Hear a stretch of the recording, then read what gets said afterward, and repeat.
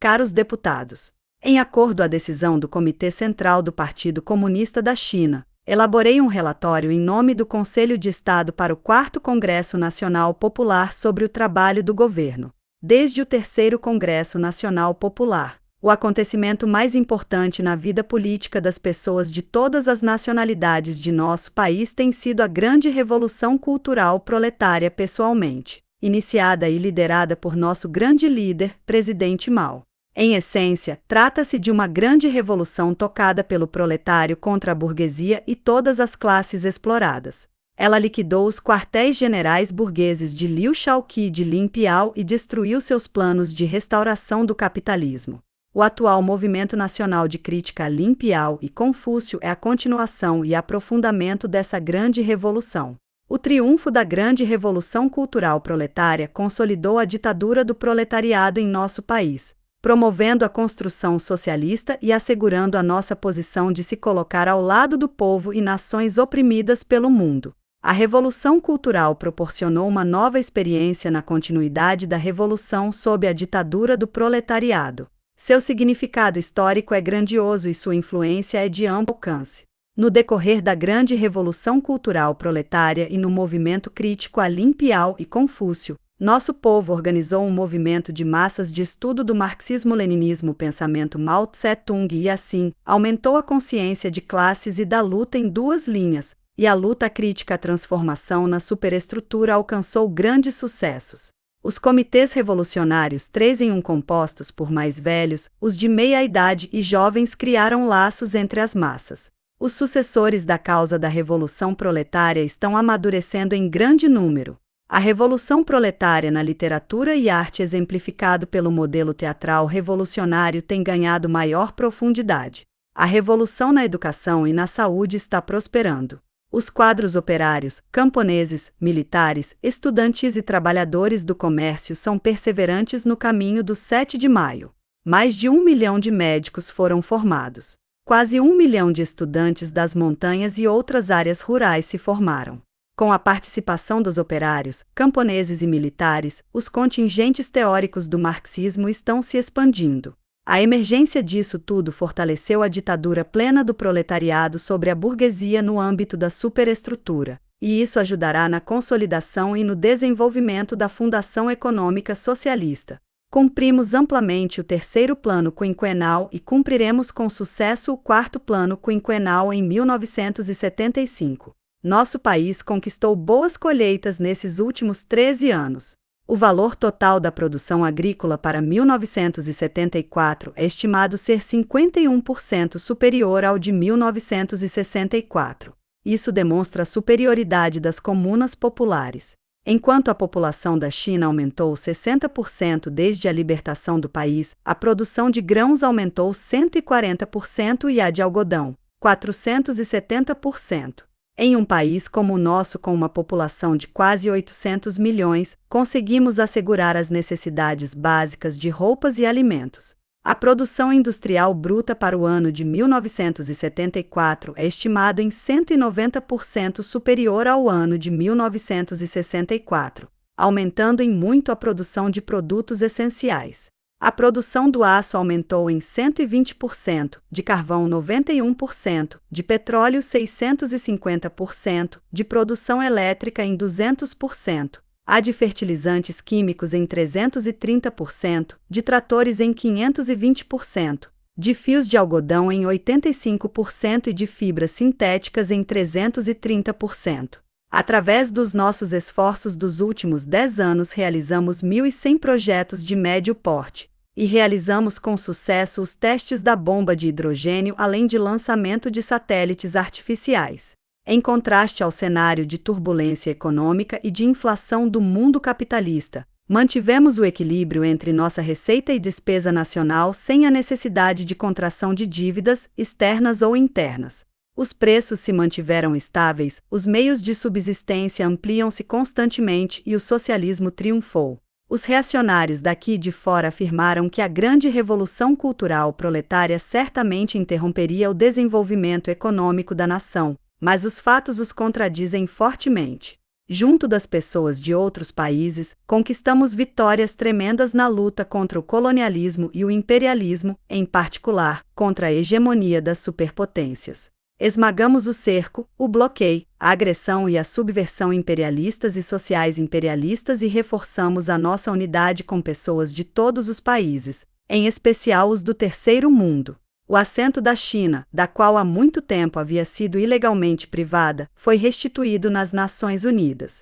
O número de países que mantemos relações diplomáticas aumenta para quase 100, e mais de 150 países e regiões têm conosco relações de troca e comércio e intercâmbios culturais. Nossa luta conquistou grande simpatia mundo afora. Temos amigos em todo o mundo. Trabalhados na grande revolução cultural proletária e no movimento de crítica a Lin Piao e Confúcio, o nosso povo, de todas as nacionalidades, está mais unido e o nosso exército tornou-se mais forte. Nossa grande pátria está ainda mais consolidada. Todos os nossos sucessos são grandes vitórias para o marxismo-leninismo pensamento Mao Tse-tung e para a linha revolucionária do presidente Mao. Caros deputados, o 10º Congresso Nacional de nosso partido elucidou novamente as linhas e políticas básicas elaboradas pelo presidente Mao para todo o período histórico do socialismo, esclarecendo a orientação da continuidade da revolução sob a ditadura do proletariado.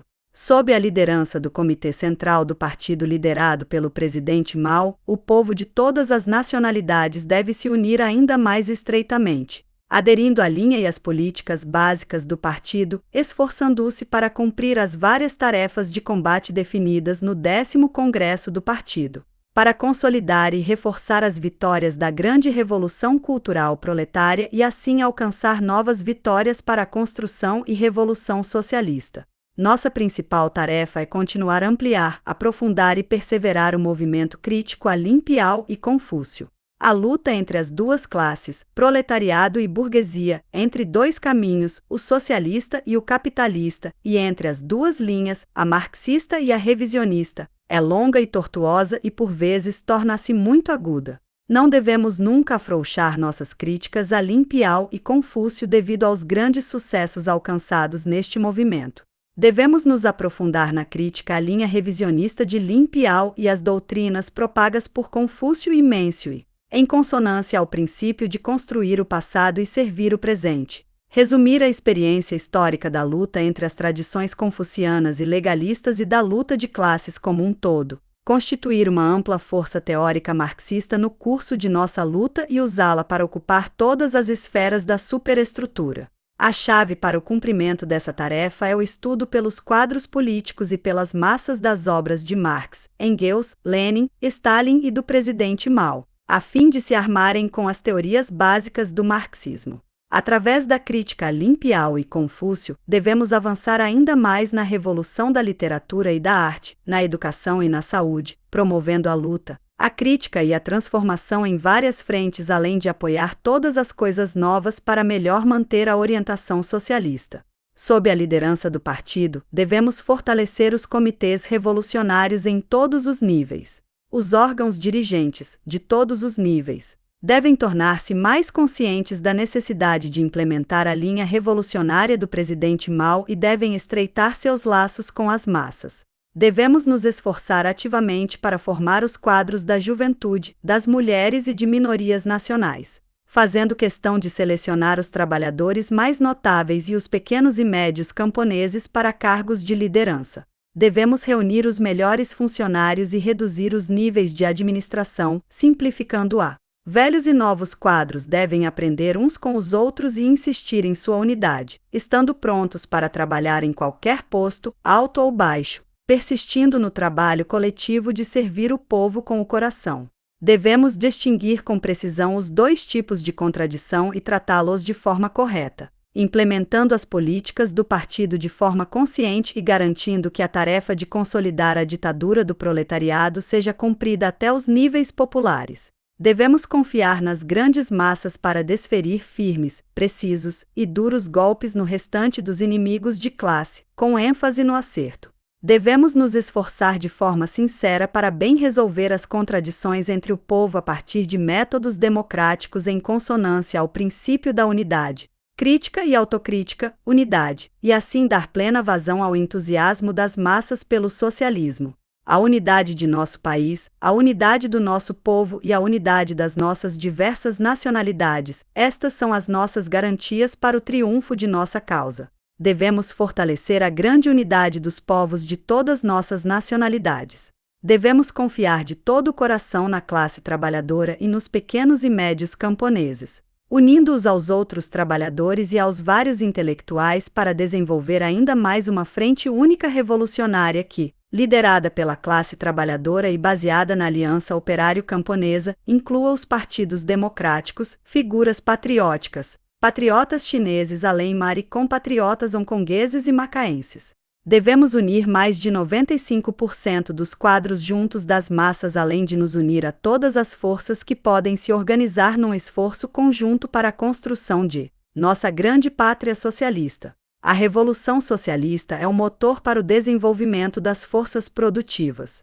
Devemos aderir aos princípios da Revolução promovendo a produção e demais formas de trabalho para a resistência à guerra e, no curso da Revolução, trabalhar arduamente para aumentar a produção e acelerar a construção do socialismo para sedimentarmos uma base material sólida. Sob as orientações do presidente Mao, ficou como sugestão no relatório sobre o trabalho do governo ao Terceiro Congresso Nacional Popular a previsão do desenvolvimento de nossa economia nacional em duas fases. A começar com o terceiro plano quinquenal, a primeira fase é a construção de um sistema industrial e econômico abrangente e independente no prazo de 15 anos, ou seja, antes de 1980, a segunda fase consiste numa abrangente modernização da agricultura, da indústria, da defesa nacional e da ciência e tecnologia antes do final do século, a fim de despontarmos nossa economia nacional entre as melhores classificadas no mundo. Devemos cumprir ou mesmo exceder o que estabelece no quarto plano quinquenal de 1975, no sentido de reforçar nossas bases para a conclusão da primeira fase antes de 1980, que colocamos anteriormente. À luz dos acontecimentos internos e externos, os próximos 10 anos serão cruciais para a concretização do que foi colocado para as duas fases. Neste período, não só construiremos um sistema industrial e econômico independente e abrangente, como também marcharemos em direção ao esplêndido objetivo da segunda fase. Com isso em mente, o Conselho de Estado irá elaborar planos decenais de longo prazo, planos quinquenais e planos anuais. Os ministérios e comissões sob orientação do Conselho de Estado, os comitês revolucionários locais e de demais níveis, as indústrias mineração e as equipes de produção de outras bases produtivas devem todos ir às massas para elaborarem seus planos coletivamente e se esforçar para alcançar nosso esplêndido objetivo antes do previsto. Para prosseguirmos expandindo nossa economia socialista, devemos persistir na linha geral de dar tudo por tudo, almejar alto e alcançar resultados mais rápidos, melhores e mais eficientes para a construção do socialismo, continuar com a aplicação da política de tomar a agricultura como fundação e a indústria como protagonista, insistindo na política a andar com as próprias pernas. A elaboração do Plano Econômico Nacional deve ser feita baseadas na seguinte ordem de prioridades: agricultura, indústria leve e indústria pesada. Devemos aproveitar a totalidade das iniciativas das autoridades centrais e locais no contexto da unificação do planejamento de Estado. Devemos implementar um quadro para a Companhia de Ferro e Aço de Anshan e ampliar os movimentos de massas na indústria instruídos por Taxin e na agricultura instruídos por Taxai. No enfrentamento das tarefas econômicas, nossos camaradas dirigentes de todos os níveis devem se atentar na condução da Revolução Socialista para o domínio da superestrutura e assim manter o firme domínio da luta de classes e da luta em duas linhas. Somente quando nos saímos bem na Revolução é que será possível termos um bom desempenho produtivo. Devemos nos basear na crítica ao revisionismo, na crítica às tendências capitalistas, na crítica às ideias e modos de trabalho serventes às coisas externas, na crítica à morosidade da doutrina da lesma, assim como na crítica à extravagância e ao desperdício.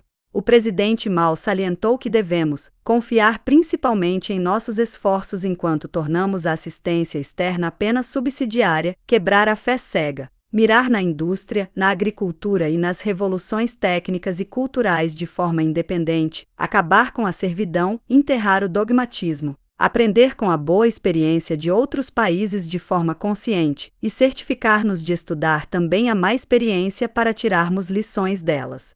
Essa é a nossa linha.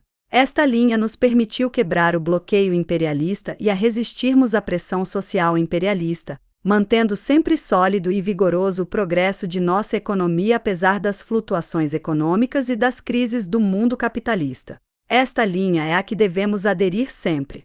Caros deputados, a atual situação internacional ainda se caracteriza por uma grande desordem esta que se torna cada vez maior e maior. O mundo capitalista enfrenta a mais grave crise econômica desde a guerra e todas as contradições básicas do mundo estão a se agravar. Por um lado, a adesão à revolução por parte dos povos do mundo está ativamente aumentando. Os países buscam por sua independência. As nações reivindicam a libertação e as pessoas querem a revolução, constituindo uma formidável corrente histórica. Por outro lado, a disputa pela hegemonia mundial entre as duas superpotências, os Estados Unidos e a União Soviética, está se tornando cada vez mais intensa. Essa disputa tem se estendido a todos os cantos do mundo, sendo seu principal foco a disputa pela Europa.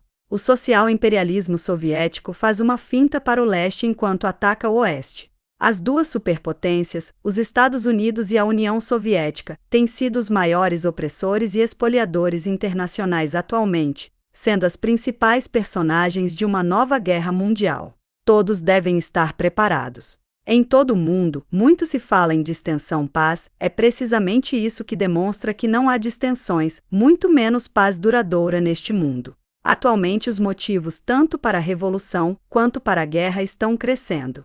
Quer a guerra dê origem à revolução, quer a revolução impeça a guerra. Em ambos os casos a conjuntura internacional caminhará numa direção positiva para os povos num futuro brilhante. Devemos continuar a implementação da linha revolucionária do presidente Mao em nossas relações exteriores, tendo sempre em mente o povo e depositando nele nossas esperanças, tornando nosso trabalho no exterior melhor. Devemos defender o internacionalismo proletário e fortalecer nossa unidade com países socialistas e todos os povos e nações oprimidas do mundo, todos de forma recíproca. Devemos nos aliar às forças do mundo que possam combater o colonialismo, o imperialismo e, sobretudo, a hegemonia das superpotências.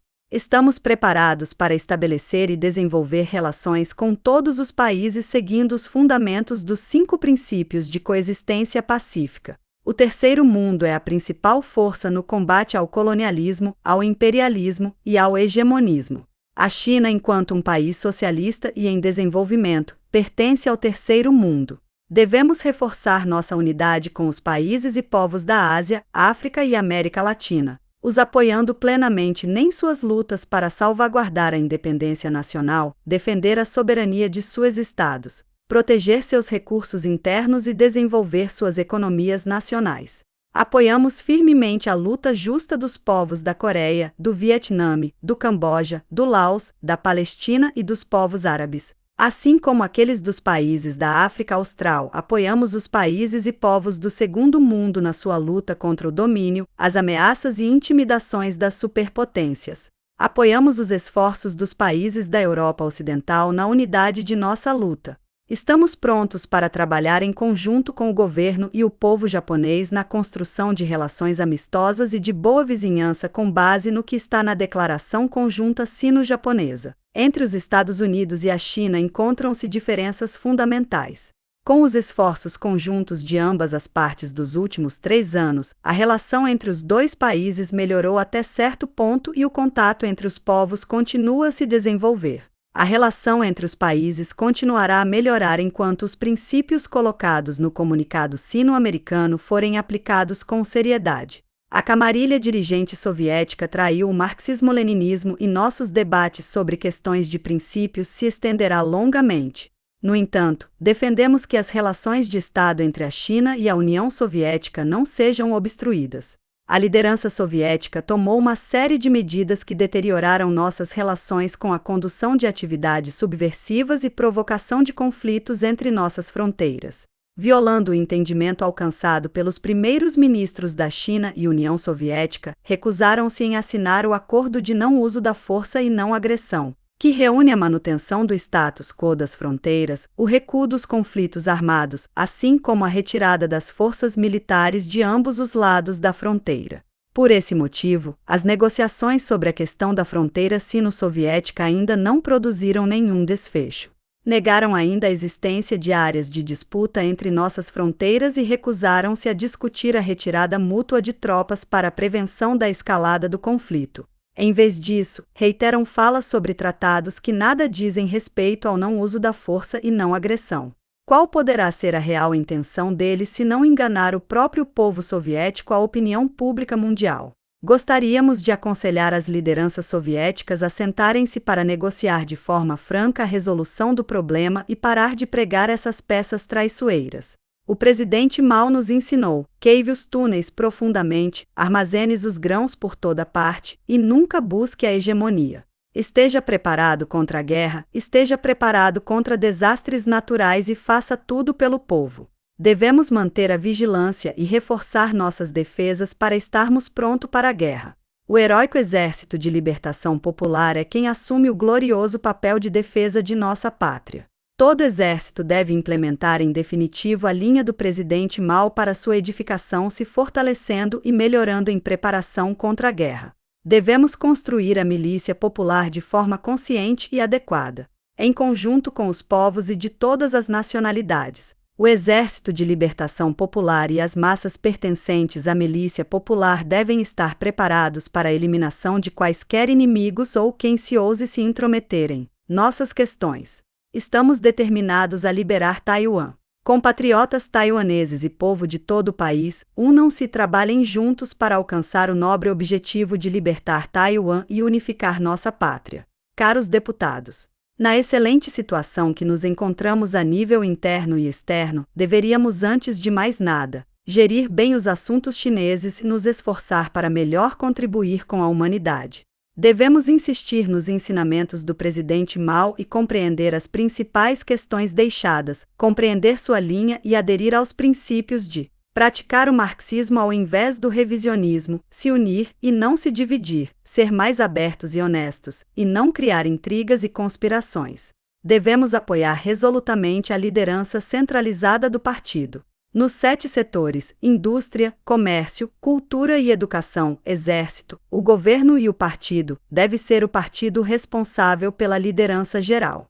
Devemos colocar todos os campos de trabalho sob a liderança unificada dos comitês do partido nos seus diferentes níveis. Devemos levar adiante a gloriosa tradição de ter atenção à disciplina, à prática consciente, ao centralismo democrático e, com base na linha revolucionária do presidente Mao, alcançar a unidade no pensamento, na política, no planejamento, na coordenação e nas ações. Devemos persistir na linha de massas, das massas, para as massas. Devemos assim constituir uma inabalável fé e confiança nelas. Tanto na revolução quanto em sua construção, devemos corajosamente despertar o povo e desenvolver de forma vigorosa os movimentos de massas. Devemos trabalhar de forma árdua, construir nosso país e gerir nossos empreendimentos com diligência e parcimônia. Devemos manter o vigor, o entusiasmo revolucionário e o espírito de ousadia sem medo da morte que mostramos nos anos de guerra revolucionária, continuando assim nossa obra revolucionária até o fim.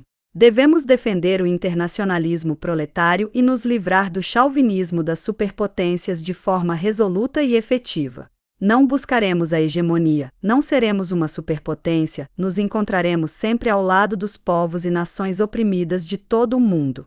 Sob a liderança do Comitê Central do Partido liderado pelo presidente Mao, o povo chinês tem trabalhado energeticamente superando todas as dificuldades e perigos, transformando um país assolado pela pobreza e atraso num país socialista em apenas 20 anos. Podemos com toda certeza transformar a China num poderoso e moderno país socialista também nos próximos 20 anos que nos aguardam até o final do século. Devemos continuar a trabalhar intensamente levando adiante nossas conquistas, superando nossas deficiências, sendo modestos e prudentes, para assim nos proteger contra a arrogância e continuar nosso triunfante avanço. Sob a orientação da linha revolucionária do presidente Mao, devemos nos unir para a conquista de vitórias ainda maiores.